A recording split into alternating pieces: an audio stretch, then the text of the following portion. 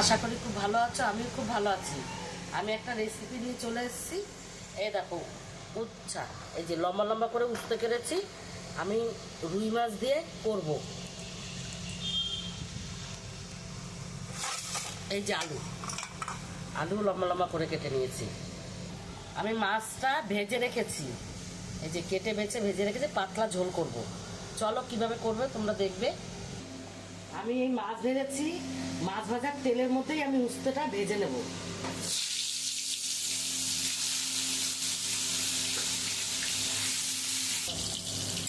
উস্তাটা ভাজা হয়ে গেছে, আমি এখন তুলে নেব।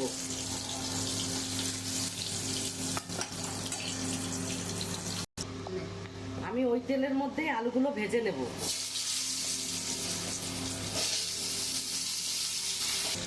আমার আলুটা ভাজা হয়ে এসছে, এবার আমি 1 চামচ নুন দেব, পরিমাণ মতন হলুদ দেব,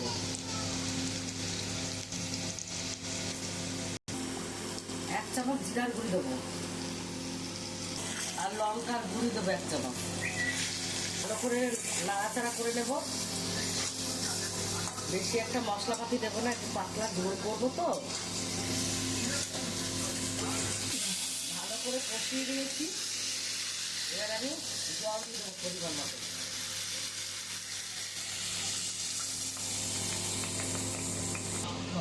আমার ঝোলটা ফুটে গেছে, এবার আমি উস্তাগুলো ফুটিয়ে দিয়ে দেবো,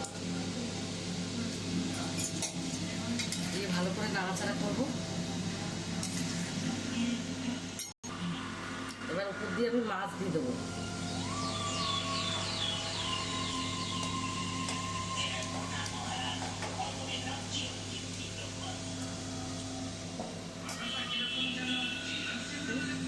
আর 4টে কাঁচা লঙ্কা দিয়ে দেবো।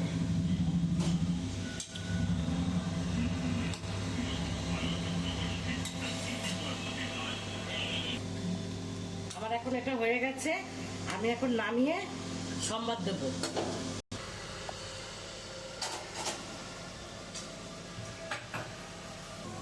কড়ার মতো আমি তেল দিয়ে দিয়েছি, একটা শুকনো লঙ্কা, জিরে আর তেজপাতা দিয়ে দিলাম,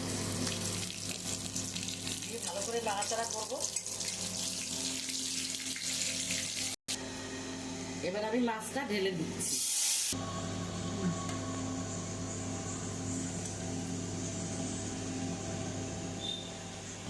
আমি উপর থেকে একটু ধনেপাতা দিয়ে দিচ্ছি।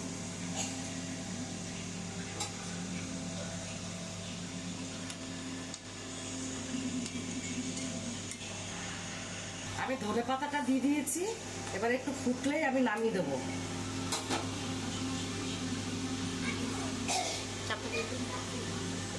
এবার আমি নামিয়ে দেবো। উস্তা দিয়ে মাছের ঝোল হয়ে গেছে আলু দিয়ে।